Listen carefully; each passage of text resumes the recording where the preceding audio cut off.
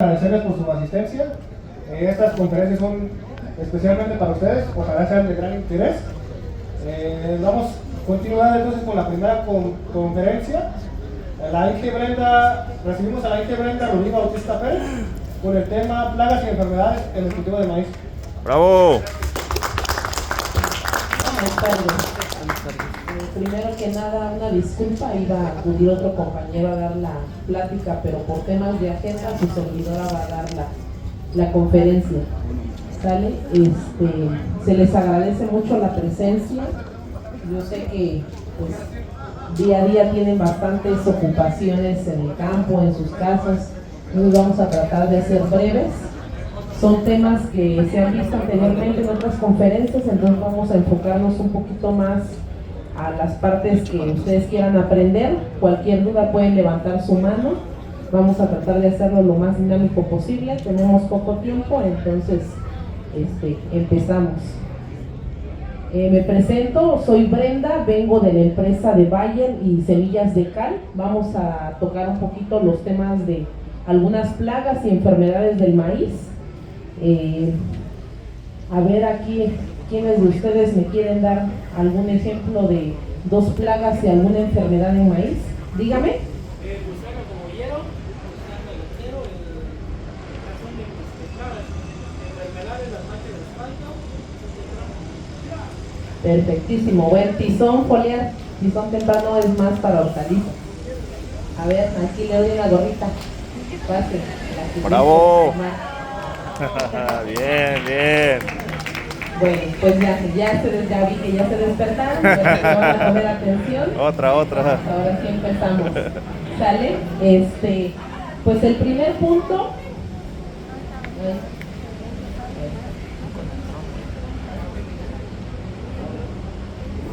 Listo. Aquí nos viene una preguntita muy importante. ¿Cuál es el objetivo del agricultor para el cultivo de maíz? ¿Por qué? A ver, aquí algún agricultor un poquito es que siembra maíz porque nuestro papá nos dejó el terreno, porque nuestro hobby es sembrar. A ver, dígame.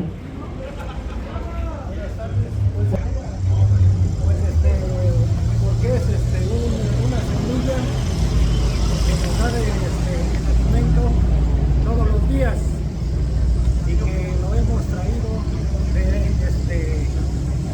herencia de nuestros antepasados, de nuestras familias, que el maíz es el alimento principal junto con el frijol y la calabaza de la alimentación de los oaxaqueños y creo que de la República Mexicana, ¿no?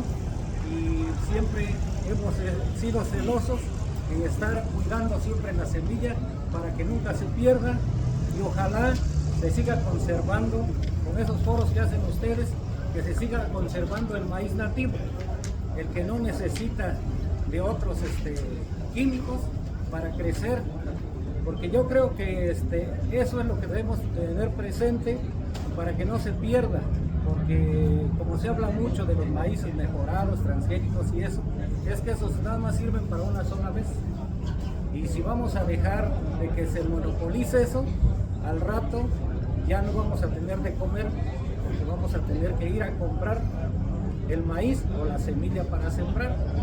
Debemos tener muy presente eso, los que están estudiando agronomía, que habría que preocuparse mucho por eso para el alimento pues, para todos los días de nuestra existencia. Y qué bueno que se hizo este evento, porque pues muchos hemos dejado el campo. ¿Por qué? Porque nuestros papás antes nos inculcaron otras cosas. Yo creo que si nuestros papás estuvieran ahorita en este tiempo, estuvieran arrepentidos de haber hecho eso que hicieron con muchos de los profesionistas que existen no solo en Sachila y en México, o a lo mejor hasta en todo el mundo, porque los papás nos decían, ¿sabes qué? Prepárate, échale ganas al estudio porque aquí el campo no da nada. Pero es mentira eso, porque todos trabajemos o no trabajemos del campo, todos comemos del campo. Así es que si nos hubieran dicho nuestros papás, ¿saben qué? Se preparan, pero esto nunca lo vayan a dejar porque aquí van a tener de comer. A lo mejor podrán tener otras comodidades, pero lo de la comida es lo principal. Así es que yo creo que a los jóvenes ahorita están los de la Universidad esta Benito Juárez, ¿no? Los de agronomía, pongan énfasis en eso para que esto no se pierda y ojalá se siga promoviendo eso, pero hay que preocuparse un poquito no solamente en el medio ambiente, porque en el medio ambiente, ¿no? Porque he visto últimamente que se han perdido muchos insectos que son los principales polinizadores y son los fertilizadores de la tierra, porque cada día que ocupamos un químico que mata a una especie, estamos dándole un año o más años a nuestra existencia. Así es que ustedes que están en ese ramo hay que poner un poquito de énfasis o mucho énfasis en eso para que pues se sigan haciendo los químicos, pero que sean amigables con el medio ambiente para que esto del campo siempre tengamos la comida en nuestra mesa. Gracias. No, gracias a usted. Por favor, si me apoyan a pasar. Bueno, aquí nuestro productor tocó muchos puntos, ¿no? Muchos de ellos puntos de dolor. ¿Por qué? Porque estamos ya aquí tocando un tema sobre criollos, maíces híbridos, transgénicos. Primero, pues aclaramos un punto. Los criollos, pues son los que tenemos establecidos en los pueblos, semillas nativas que el productor va mejorando con la selección de la mejor semilla. Los híbridos son los maíces que en un laboratorio van mejorando con la cruza de otras semillas que siguen siendo genética de maíz. Los transgénicos son semillas mejoradas genéticamente, semillas que tuvieron que agarrar un gen de otra planta o incluso de animales para hacer más resistente esa semilla.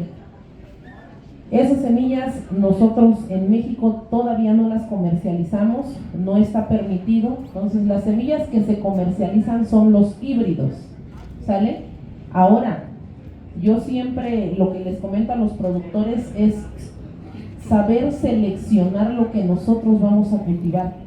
Si nosotros tenemos 1 hectárea, 2 hectáreas que sabemos que es para autoconsumo o para consumo local, sí, sembrar los criollos nos abastece, pero cuando nosotros ya hablamos que es un cultivo que nosotros establecemos para venta, para sustento de nuestra familia, tenemos que buscar semillas un poco con una genética de más rendimiento, que en este caso pues son semillas híbridas. Como lo dice el productor, claro, de que se puede trabajar con las semillas criollas, se puede trabajar con las semillas criollas. Pero la pregunta aquí es, el productor, ¿qué está dispuesto a cambiar? ¿Cuánto está dispuesto a trabajar para que estas semillas criollas puedan llegar a dar un alto rendimiento? No nada más es que digamos, lo que pasa es que yo quiero cuidar el medio ambiente y solo voy a tener una producción orgánica. Yo quiero cuidar el ambiente y solo voy a tener criollos. Es un procedimiento, es un proceso que lleva a ese resultado, no nada más cuando el productor vive de eso, no va a invertir su tiempo durante 6 meses, 9 meses, hasta, 8 o 9 meses en los ciclos largos de maíz, de cultivo de maíz, para sacar 1,5 toneladas, 2 toneladas por hectárea, y tiene que invertir para el control de gusano cogollero, para el control de malezas, para el control de enfermedades. Entonces todo esto es un conjunto. Por eso yo les preguntaba, ¿no? ¿Cuál es el objetivo del agricultor? Me decía el productor, producir, exactamente, tener alto rendimiento en nuestras cosechas, es el primer punto. El segundo, tener rentabilidad, que lo que nosotros vamos a cultivar nos dé economía, nos dé un resultado monetario, que el por qué nosotros estamos sembrando. El tercero es minimizar los riesgos de producción. ¿A qué nos referimos con esto? ¿Qué pasó el año pasado que tuvimos pues problemas con el agua? El productor lo primero que decía, pues es que yo no voy a invertir en una semilla cara si sé que no me va a llover y que probablemente pierda mi cosecha. Eso es buscar cómo minimizar los riesgos, ¿sale? El otro punto es aportar a la producción de alimentos. Justo también lo que decía el productor, nuestra familia, ¿sale? Por medio de todos estos puntos, nosotros llegamos a un buen resultado en el cultivo. Pero ¿cómo vamos a llegar a todos estos puntos? Es todo un conjunto de herramientas, desde la preparación del terreno, la selección de la semilla, la selección de la genética de la semilla. ¿Para qué queremos ese cultivo? Para producción de lote, producción de grano, producción de forraje. Y no acaba ahí. ¿Qué más tenemos que cuidar? El manejo de malezas, el manejo de plagas, el manejo de enfermedades. Nos decía el productor, continuar aprendiendo y continuar con lo que antes nos enseñaron nuestros antepasados, el famosísimo milpa, ¿no? La asociación entre maíz, calabaza y frijol. La calabaza ahí está haciendo el papel de un herbicida. ¿Por qué? Porque nos está dando cobertura y no permite que crezca otro tipo de maleza. Pero les decía, esos procesos son cuando nosotros tenemos pequeñas extensiones. Si ya estamos hablando de 10 hectáreas, de 8 hectáreas, ya es un poco más difícil para el productor.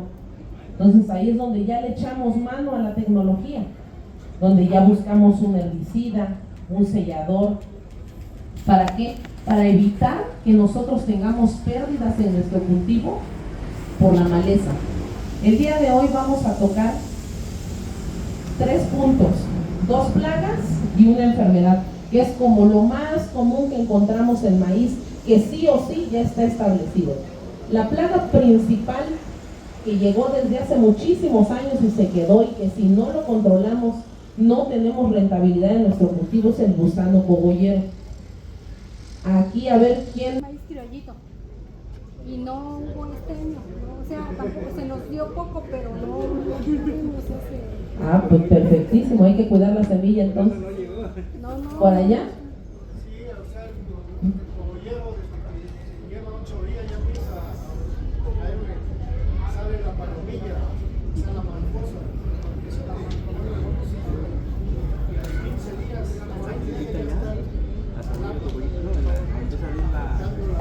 que hasta la fecha el productor no le presta atención, pero es una plaga que ya llegó, que está ahí, que a veces no sabemos identificarla, no le damos la importancia, pero les puedo apostar que en 3 años, 4 años, viendo las incidencias de la plaga en la actualidad, vamos a tener serios problemas. ¿Por qué? Porque es una plaga silenciosa que llega, hace pequeños daños, su ciclo es largo, y por eso no hemos visto una infestación tan fuerte como el gusano cogollero.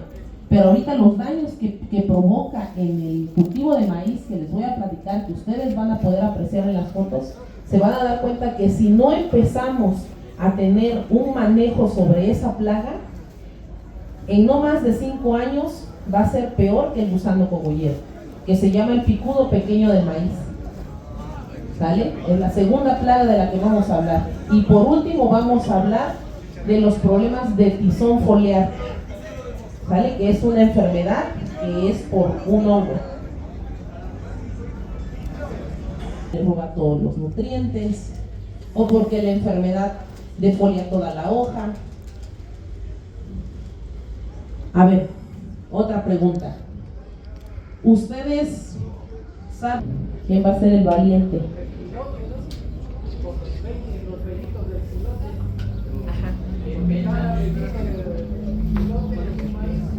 Sí.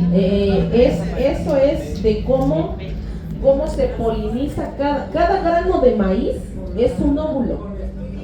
Los pelitos del elote son tubos polínicos, donde cae el polen que está en la espiga, que es la parte masculina de la planta, y se polinizan los granos. A ver, ¿quién fue primero?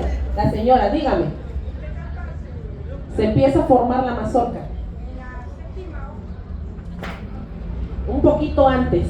La formación de la mazorca se empieza a dar a partir de la tercera hoja verdadera de la misma, de la planta de maíz. ¿Sale? A partir de la tercera, cuarta hoja, microscópicamente se empieza a formar el elotito, ¿no? Entonces, B3, B4 es que se empieza a formar ya la mazorca. En B8 es como la etapa en la que ya se forman por completo todas las hileras de la mazorca. Entonces, dígame. Es dependiendo del tipo de maíz que estés sembrando. Claro que sí. Porque si manejamos el maíz criollo y maíz híbridos, es muy diferente la etapa de F1, F2, F3, Sí. F4. Se lleva mucha diferencia, depende del maíz que estés hablando, pues el tema del lote o el lote. Sí, también. Claro que sí. Entonces, es por eso que nosotros ponemos como un periodo crítico de la plaga. ¿Por qué? De la plaga del cultivo. ¿Por qué? Porque si se presenta una plaga en ese periodo, nos puede mermar la rentabilidad de la planta. Yo siempre le pregunto a los productores, ¿en qué etapa es que usted cuida más la planta? Si yo le pregunto a una persona que vende lechugas, que cultiva lechugas, me va a decir, pues cuando está en las hojas. Si yo le pregunto a una persona que vende jitomates, pues me va a decir, no, pues cuando están los jitomates. En el caso de las personas que siembran maíz para grano, pues también lo cuidan cuando ya está el grano. Pero realmente la planta empieza a formarse el grano desde mucho antes que ustedes lo vean. Entonces, si yo a esta planta no le doy buena comida desde pequeña, no va a aprovechar toda la carga genética que trae en rendimiento esta planta. Hablemos de maíces criollos o hablemos de maíces híbridos, es lo mismo. La planta tiene esa inteligencia de decir, tengo buena agua, tengo buena comida, no, pues voy a producir una mazorca de buena calidad, de buen tamaño. ¿Sale? Y es por eso que le llamamos periodo crítico. Por favor, me apoyan a pasarle esta gorrita.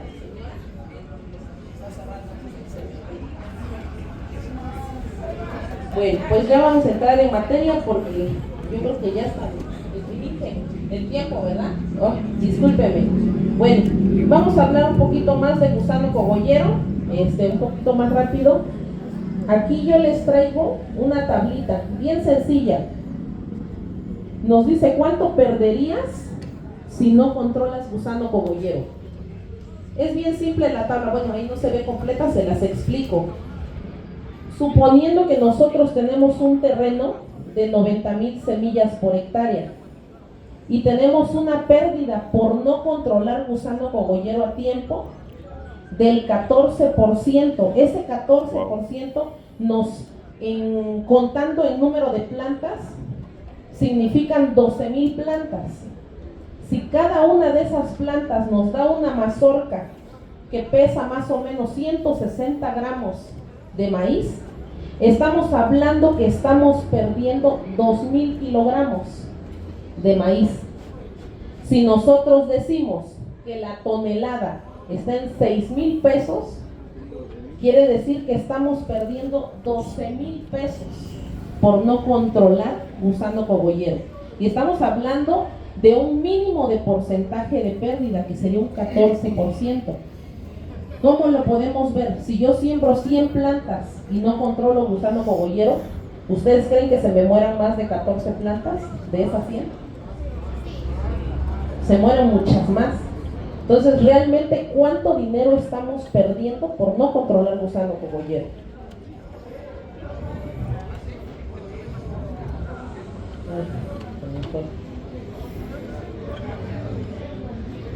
Aquí viene el ciclo de vida del gusano cogollero. Dígame. Perdón, no escucho.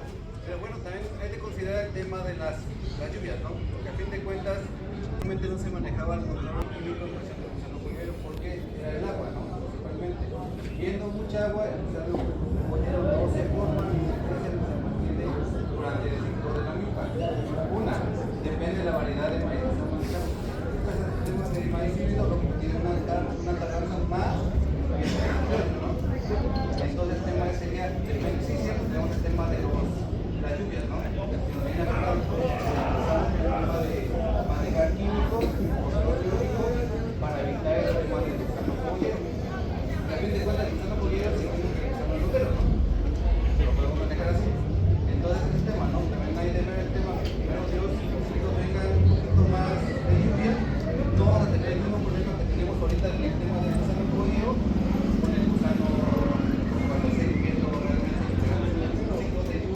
O de agua muy prolongada como era antes. Entonces a veces es el tema de bueno, mi parte de mi opinión y mi parte de mi experiencia. Yo siento que también hay resistencia, ¿no? El tema de las lluvias, el tema del químico, el tema de cómo venían los ciclos de agua ahorita. En tema de riego, lógico, si el riego está en sus puntos como realmente el maíz híbrido o el maíz mejorado necesita su agua, el cogollo se llena de agua y el gusano ya no genera, ya no crece, ya no vive, se llega a morir, se llega a hacer la larva. No sé si estoy bien o estoy mal en el tema. Sí, el agua de lluvia claro que ayuda porque lava la planta, pero bueno, lo que usted decía que almacena el agua en el cogollo. En el caso de la larva del gusano cogollero, nosotros encontramos hasta la larva número 3, número 4 es que se aloja en el cogollo. De la larva neonata a la larva número 2, 3, la larva se encuentra en la parte de abajo de las hojas del maíz. Entonces, ¿sí nos ayuda la lluvia? Claro que nos ayuda, porque a final de cuentas es un control natural. Pero ¿qué pasa con la larva, de la larva neonata a la larva 4? Todo el periodo que ya comió, todo el daño que ya causó. Entonces, ese es el tema. Sí nos ayuda la lluvia cuando la larva ya se encuentra en el cogollo, pero cuando la larva la encontramos afuera y se encuentra protegida por en vez de la hoja, va a ser un poco más difícil controlarlo. Es por eso que les traigo aquí ese diagrama de las larvas, de los tamaños de larva. Siempre le pregunto a los productores, ¿ustedes qué creen que come más, la larva pequeña o la larva grande?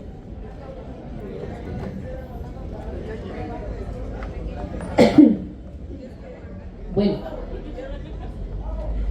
la larva grande sí demanda más comida por su tamaño, pero la pequeña causa más daño. ¿Por qué? Porque tiene más movilidad. Como está chiquita, se puede mover de hoja en hoja, se puede mover al cogollo. Ya llegando al cogollo, pues obviamente la larva se va a dedicar a comer solamente en el cogollo. ¿Sale? ¿Cuál es la diferencia entre una larva y otra? La rapidez con la que lo podemos controlar. Si nosotros realizamos aplicaciones cuando la larva es pequeña, la larva se encuentra expuesta. Por lo tanto, si nosotros aplicamos productos por contacto o por ingestión, la podemos controlar bien rápido. Pero ¿qué pasa si nos esperamos y el productor dice, no, pues a mí me encanta engordar larvas, me espero hasta que esté gorda, chula, para que valga la pena que gaste yo el producto y lo pueda yo aplicar? Lamentablemente, el productor va a querer comprar un producto más económico que solamente va a matar por contacto. Y como la larva ya se encuentra en el cogollo, ya formó el taponamiento del excremento que va dejando y del residuo del cultivo, de la hoja que va dejando, él ya se formó una capa protectora. Y luego también nosotros llevamos aplicadores que van con la varilla bailando, pues menos, ¿no? El gusano cogollero es una plaga focalizada que se va a encontrar en el cogollo. Si nosotros estamos tratando de controlar larva después de el estado 4, ya aunque pases y lo avientes en la hoja, si no es sistémico, no le va a llegar al gusano cogollero. Es por eso que nosotros siempre le vamos a decir al productor, siempre es mejor prevenir ¿Y en qué momento se presenta el gusano cogollero? Pues a partir de que sale la germinación de la semilla. Si es una semilla con algún tratamiento de semilla, pues nos va a ayudar. Y si no, pues el gusano cogollero se va a encontrar desde el momento en el que desde el momento en el que germina. ¿Sale? Bueno. ¿Cómo que por qué se Lo que pasa es que el gusano cogollero, todo lo que defeca está pegajoso. Entonces cuando el cogollo va saliendo, va brotando, se va amarrando con todo el excremento, con todo lo que la larva está sacando. Por eso es que se pega el cogollo. Aparte de que pues nosotros sabemos que muchas de las plagas transmiten, no solamente es lo que comen, sino también son los daños que provoca por la transmisión de otras enfermedades. ¿Vale? Vamos un poquito más rápido. Ya la dejamos. No se ve muy bien, pero ese es el daño que nosotros podemos observar en larvas de instar 2 al 3. Realmente ahí no se ve un daño en el cogollo, se ve un daño en las hojas de afuera. Presten atención a eso porque ahorita lo podemos confundir con la otra plaga. Nos vamos con la otra plaga, picudo pequeño del maíz. ¿Lo han visto en sus cultivos? Sí. Principalmente, ¿cómo nosotros lo podemos identificar? Que hasta lo confundimos con gusano cogollero. El picudo pequeño del maíz es un picudito grisecito pequeño que va de 3 a 8 milímetros. Es muy pequeño. Pero ¿cuál es el principal daño que empieza a provocar el picudo pequeño del maíz? Que se come la epidermis de la hoja, se come lo verde, pero nos deja la capita delgadita, como si fuera una ventana. Nos deja algo transparente, que son nada más como las nervaduras de la hoja. No se lo come por completo. Ese es el daño del picudo. Ese es el daño que el picudo causa en el estado adulto. El picudo pasa por 3 estadios: adulto, pupa y huevo. Ahora, el adulto, ese es el daño que causa en la hoja. Pero el problema no es el daño del adulto. O sea, sí es un daño representativo porque nos deja una hoja que no es viable, una hoja que ya no puede hacer fotosíntesis, una hoja que solamente va a estar comiendo y no va a producir. Por lo tanto, es una hoja que no nos sirve, que nos va a afectar porque solo consume comida y no hace nada. Y por lo tanto, si esa hoja no hace nada, ¿qué va a pasar? Que no va a alimentar bien a nuestro elote que está en crecimiento. Pero ¿cuál es el peor daño que nos provoca? El picudo, es la larva. El picudo, su larva se desarrolla en el tallo de la milpa, de la planta de maíz. Ahí empieza a crecer la larvita. ¿Y de qué se alimenta? Del corazón del tallo. Entonces a veces nosotros decimos, no, pues es que compré una semilla que no es tolerante a la came. O es que vino un viento muy fuerte y me trozó la milpa. Pero realmente no es que tengamos un problema de acame. Realmente es un problema que tenemos picudo pequeño de maíz. Porque se come la parte interna del tallo y después con un pequeño aire o con el simple peso del elote se nos va a quebrar. Hijo, no se alcanza a verla. Tantitito hacia acá, nada más para que se vean las fotos. No se aprecia muy bien, pero ahí podemos ver, ¿no? De ahí pasamos a pupa. Se nos va al suelo y se forma la pupa, se desarrolla directamente en la tierra. Y de ahí pasamos otra vez al adulto. Cuando ya tenemos una infestación muy fuerte, dice el productor, le cayó gorgojo a mi mazorca muy temprano. Pero ¿qué creen? Que no es el gorgojo, que es el picudo pequeño de maíz que llega a estar tan infestado nuestro cultivo, y como la hoja ya no está verde, ¿qué pasa a hacer? A picar ahora el grano de maíz. Y cuando empieza a perforar, que está en el lote, ahí también le vamos a echar la culpa a la semilla. No, es que me salió muy fea esa semilla, se pudre. ¿Por qué se pudre? Porque el picudo o el gusano elotero causaron un orificio en el elote, se nos metió agua y obviamente ya nos empezó a crecer un honguito, ¿no? Ahí pues no se distingue muy bien. Ahí está el picudito, bien, no sé si alcanzan a verlo. Ese es el picudito. Si tenemos 2, 3 picuditos por planta, quiere decir que es una infestación que ya tenemos que controlar. ¿Sale?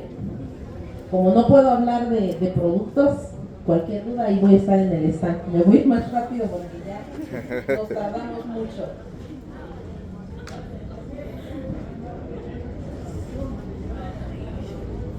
Bueno, y de la otra enfermedad de la que vamos a hablar ya por último es el tizón foliar, que es provocado por un hongo. Nosotros casi no controlamos, no le ponemos atención a la parte de hongos, ¿no?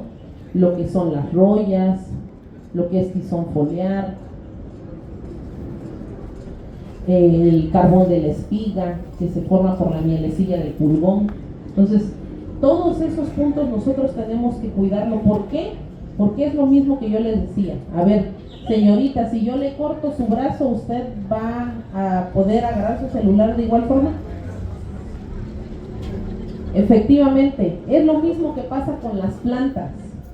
Si nosotros defoliamos las hojas, si nosotros le quitamos una hoja, si nosotros dejamos que el gusano cogollero mastique esa hoja, ¿qué es lo que va a pasar? Que va a ser una hoja que no es funcional. Y la planta, uno de los principales órganos es la hoja. De nada me sirve una planta con una excelente raíz si la hoja no va a poder hacer un proceso de fotosíntesis y transformación de todos los nutrientes que adquiere por medio de los fertilizantes, del suelo, del agua. ¿Vale? Entonces, después, Inge, damos una plática un poquito más extensa y no sé si tengan alguna duda, si de todas maneras quieren platicar un poquito más de los productos, un poquito más de alguna otra enfermedad que nos haya mencionado. Está el stand de Bayer, con muchísimo gusto. Bayer de Cal, es una lonita aquí roja con las banderolas que tienen ahí el símbolo de Bayer. Pueden pasar, ahí nosotros traemos ya la información. Ahorita traemos hasta muestras ahí de los elotes de Decal, ¿no? De varios tipos, amarillos, blancos. Les agradezco mucho que nos hayan puesto atención.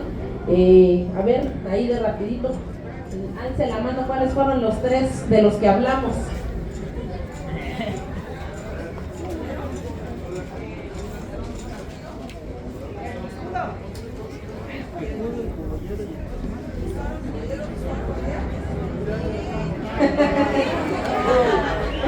Fue trampa porque fue con acordeón.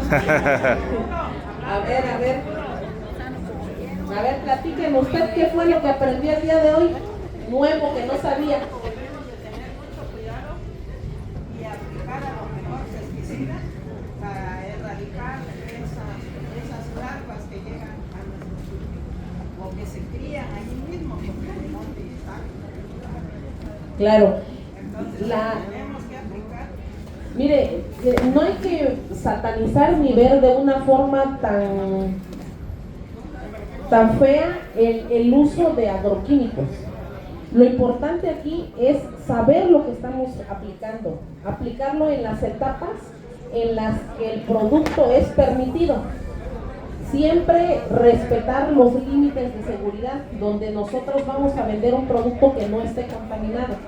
Todo es bueno siempre y cuando lo sepamos utilizar. ¿Sale? ¿Alguien más que nos guste compartir lo que se aprendió el día de hoy? A ver, dígame.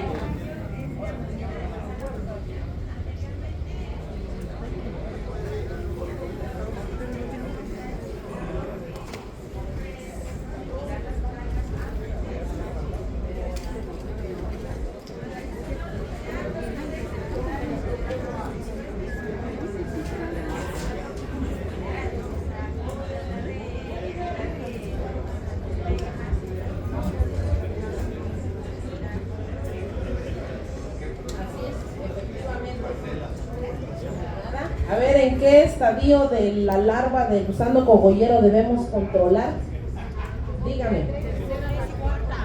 Efectivamente, antes de B3, cuando todavía la plaga se encuentra expuesta. ¿Qué aprendió hoy? De nuevo, del picudo pequeño del maíz.